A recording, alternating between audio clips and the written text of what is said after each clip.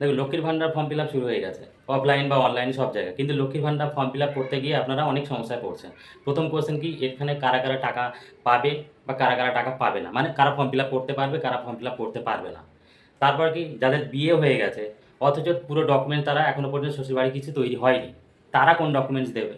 বা যাদের বিয়ে তো হয়ে গেছে, তারপর একটা দুটো ডকুমেন্টস তৈরি হয়েছে, বাকি ডকুমেন্টস কিন্তু শ্বশুরবাড়ির রয়েছে, তারা কী দেখিয়ে ফর্ম ফিল আপ করবে? বা প্রবলেম আছে কি, যে বাড়ির হেড অফ দ্য ফ্যামিলি কাকে দেবে, সেটা একটা কোশ্চেন আছে। তো এই যে কোশ্চেনগুলো আছে, আমি এইগুলো নিয়ে আজকে আলোচনা করছি। প্রথম কোশ্চেনের আনসারটা দিই, যে এই ফর্ম ফিল আপ কারা কারা অ্যাকচুয়ালি যোগ্য।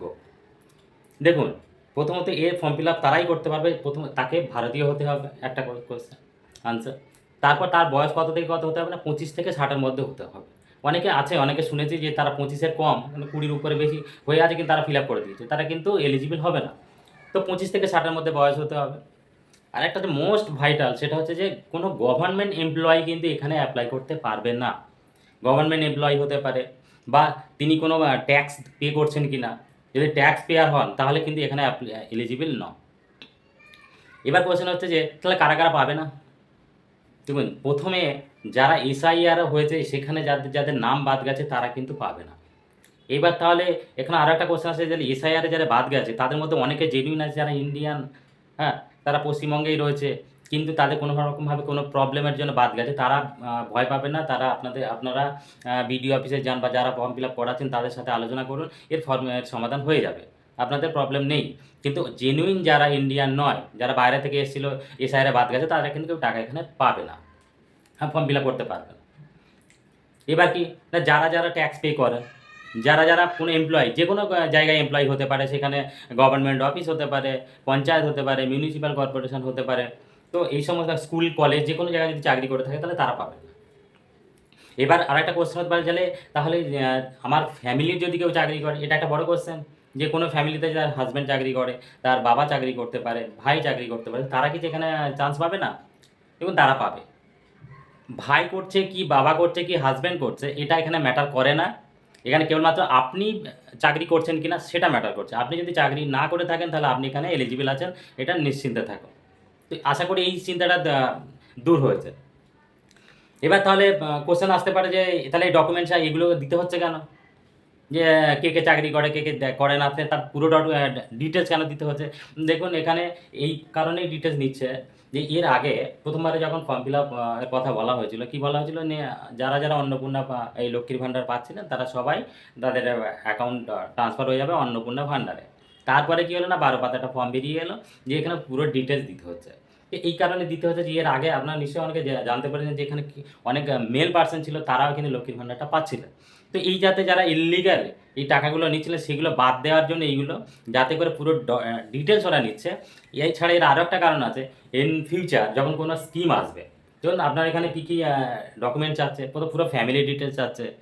এছাড়া আপনার কী আছে, পুরো অ্যাসেট, আপনার যে সম্পত্তি, আপনার বাড়ি, পাকা বাড়ি না কাঁচা বাড়ি, আপনার গাড়ি আছে কি না, পুরো আপনার বাচ্চা আছে কি না, বাচ্চারা কী করে, এই সব ডিটেলস নিচ্ছে। যে আপনার যদি গাড়ি থেকে থাকে না, এটা সিম্পল, আপনার গাড়ি আছে, কিন্তু আপনি এখন তো গাড়ি আছে, এবার আপনি লিখে দিলেন, ঠিক আছে, কেউ লেখেনি, কেউ লিখে দিলেন, যারা যাদের সত্যি গাড়ি আছে তারা লিখে দিলেন, ঠিক আছে। পরবর্তীকালে হয়তো একটা গাড়ি কেনার জন্য কোনো হয়তো লোন টোন কিছু স্কিম দিতেই পারে, এবার তখন আপনি যখন অ্যাপ্লাই করতে যাবেন, তখন আপনার গাড়ি আছে, তাহলে ওরা তখন লক্ষ্মীর ভাণ্ডার থেকে দেখে নেবে যে আপনার গাড়িটা আছে কিনা, আপনি সেখানে কী করেছিলেন।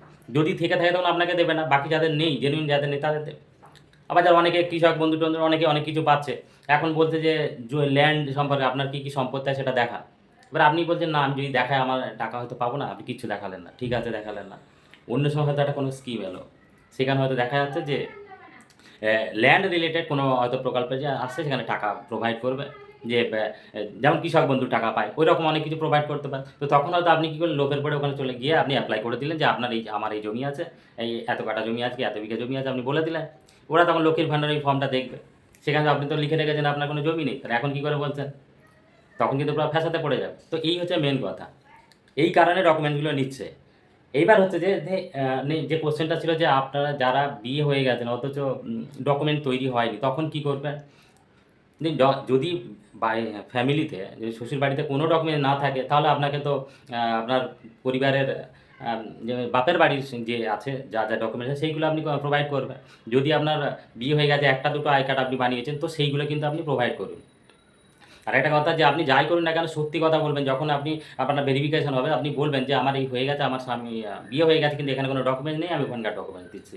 এটা আপনাকে জানাতে হবে যাতে ইন ফিউচার কোনো প্রবলেম না হয়। তো এই হচ্ছে ব্যাপার। আবার আরেকটা কোয়েশ্চেন যে হেড অফ দ্য ফ্যামিলি কাকে লিখবে? যে রেশন কার্ডে যিনি হেড সেই কি হেড হবে? অ্যাকচুয়ালি তা নয়। রেশন কার্ডের যে ব্যাপারটা সেটা কিন্তু এর সাথে ম্যাটার করছে না। রেশন কার্ডের পুরো ডিটেইলস নিচ্ছে। কিন্তু রেশন কার্ডের হেড কিন্তু অনেক সময় অনেক রকম হয়। যে একেবারে যিনি বয়স্ক তিনিই হেড এরকম অনেক জায়গা নেই। অনেকের আছে বাড়ির কোনো একটা বাচ্চা কারোর নামে সে হেড হয়ে আছে। তো তিনি হেড হতে পারেন না। হেড কি না আপনি এখানে যেটা লেখা রয়েছে head of the family, who is the head of the family সেটা কি লেখা আছে? না যারা একই কিচেনে বসে একসাথে মিল করে ভাত খায় আরকি। একসাথে থাকে। তো অনেকের ফ্যামিলি অনেক রকম আছে না? অনেকে কি করে দূর, দূর থাকে যাদের ২-৩ রকমের ২-৩ টে ভাই আছে। একজন থাকে মুম্বাই থাকছে, একজন দিল্লি থাকছে, বাবা-মা আরেক জায়গায় থাকছে। তো তারা কি করবে? তারা তো আলাদা, আলাদাই রয়েছে। তো তারা তাদের মতো করেই লিখুন। সবাইকে একসাথে করার কোনো দরকার নেই। আরেকটা কোয়েশ্চেন ছিল যে যে একটা ফ্যামিলিতে তো ৭ জন ৮ জন তো থাকতেই পারে, না? অনেক ফ্যামিলিতে আছে। অথচ ফর্ম ফিল আপ করতে গিয়ে আপনার কি রয়েছে? সেখানে বলা আছে যে ম্যাক্সিমাম ৫ টা মেম্বার আছে। তো আপনি তখন কিভাবে দেখাবেন? তো এই কারণে বলছি যে যাদের অনেক ভাই-বোন রয়েছে, যাদের ফ্যামিলিতে অনেকে আছে, তো আপনারা দেখুন আপনারা ছোট, ছোট করে ডিভাইড করতে পারছেন কিনা। যে আপনার যদি ২-৩ টে ভাই আছে, যে একটা ভাই আলাদা আছে, আরেকটা ভাই আলাদা আছে। তো আপনার আপনি যেখানে আছেন, সেখানে আপনার সাথে আপনার হাসব্যান্ড আছে আর আপনার কোনো বাচ্চা-টাচ্চা আছে। তো সেই ফ্যামিলিটা শুধু লিখুন ওখানে। আর কারো দরকার নেই। বাকি ভাসুররা, দেওররা কোথায় আছে ওগুলো লেখার প্রয়োজন নেই। আশা করি ব্যাপারটা বুঝতে পেরেছেন। তো এই হচ্ছে আজকের ভিডিওটা। ভালো লাগলে অবশ্যই লাইক করবেন। শেয়ার করে দিন যাতে আপনার আরও পরিচিত আছে তারা ব্যাপারটা বুঝতে পারে। ধন্যবাদ।